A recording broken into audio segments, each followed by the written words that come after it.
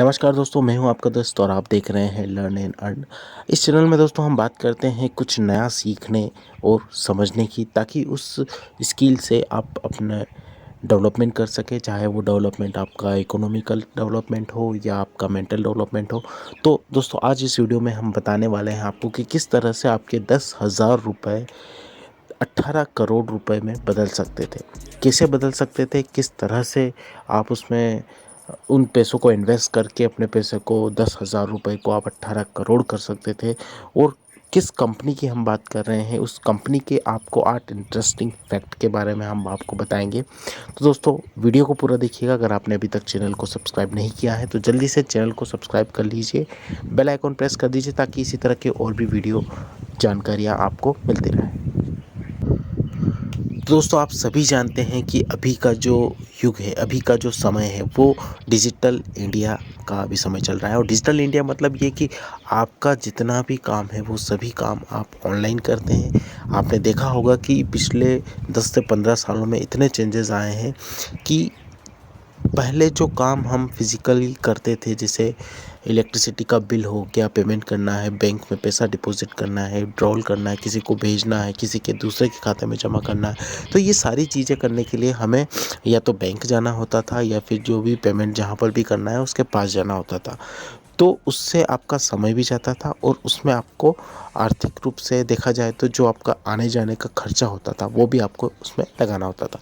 लेकिन आप देखते हैं कि आजकल जो है आपके मोबाइल पर ही सब कुछ हो जाता है। तो जिस तरह से डेवलपमेंट हो रहा है, तो देखा जाए तो जो आईटी सेक्टर है, आईटी सेक्टर का एक बूम आया है। और बूम का मतलब ये है कि आप अगर आईटी सेक्टर में इन्वेस्टमेंट करते तो आप सोचिए कितना आपको उस इन्वेस्टमेंट का रिटर्न मिलता। आज हम बात कर रहे हैं एक ऐसी कंपनी की जो अपने देश की सेकंड लार्जेस्ट आईटी कंपनी है। इन्फोसिस की मैं बात कर रहा हूं दोस्तों। और आपको कुछ जानकारियाँ इन्फोसिस के बारे में होगी, और लेकिन मैं आपको कुछ इंटरेस्टिंग फैक्ट्स बताने वाला हूँ इन्फोसिस के बारे में, जो शायद आपने कभी सुनी होगी।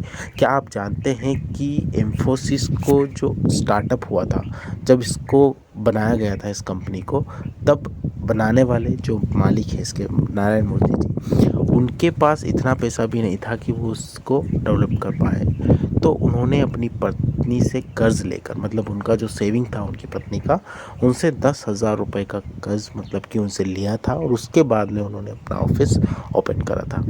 तो उस समय लगभग 2 साल तक इस कंपनी के पास कंप्यूटर तक नहीं था, और आज यहाँ पर 3 लाख लोग नौकरी करते हैं। तो आप समझ सकते हैं कि कितना छोटे स्तर से स्टार्ट किया गया था और आज ये कंपनी कहाँ पहुँच गई है। क्या आपको पता है कि 1993 में अगर आपने इन्फोसिस में 10,000 रुपये लगाए होते तो आज इसकी कीमत 18 करोड़ रुपए होती।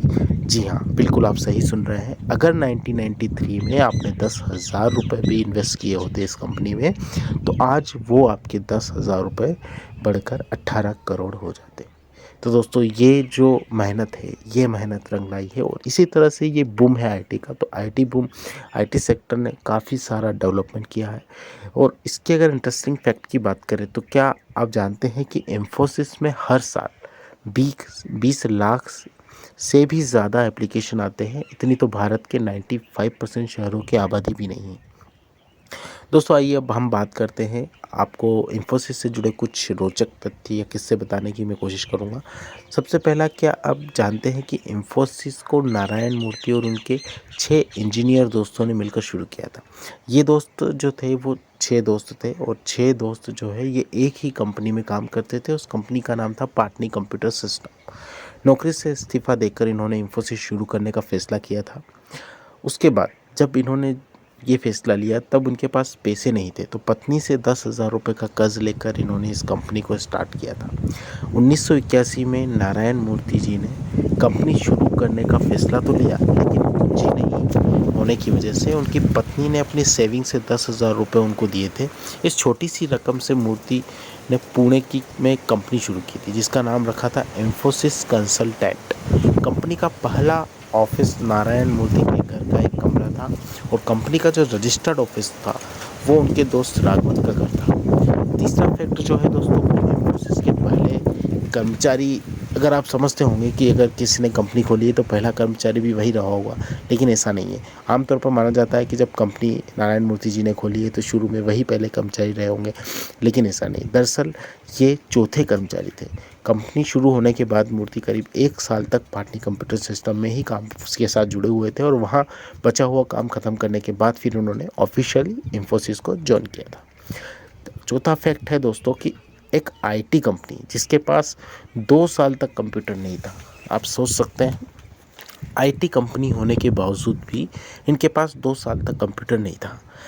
सन 1983 में मूर्ति जी ने पहला कंप्यूटर खरीदा था और इसका मॉडल था डेटा जनरल 32 बिट MV8000। ये कंप्यूटर इन्होंने पहला लगाया था।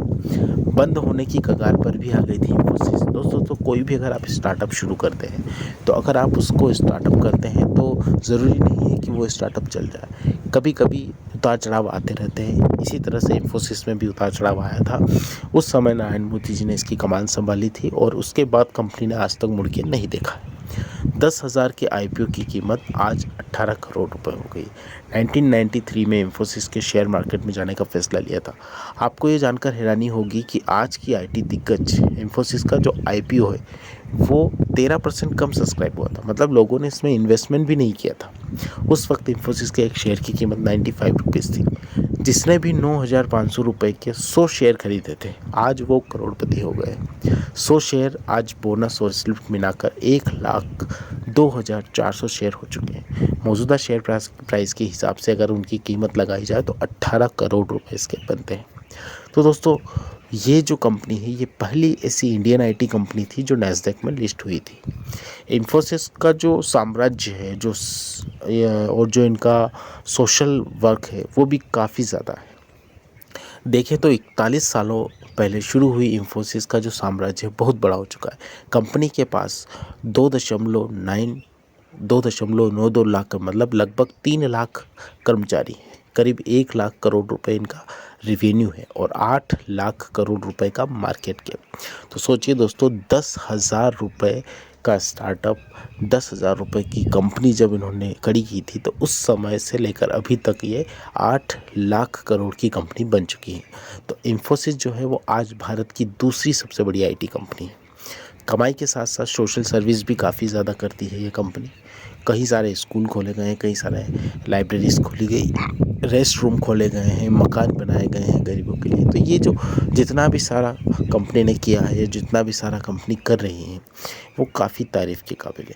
और आपको ये बता दें कि इसके पीछे मेहनत, लगन और काम करने की जो क्षमता है वो होना बहुत ज़रूरी है। तो दोस्तों आप भी अपना स्टार्टअप स्टार्ट कर सकते हैं, लेकिन साथ ही साथ आपको उसमें पूरा लगन से, मेहनत से काम करना होगा, तभी आपका जो कार्य है वो सफल हो पाएगा। तो दोस्तों आज की वीडियो में इतना ही। इसी तरह और भी रोचक तथ्य लेके हम आपके सामने हाजिर होते रहेंगे।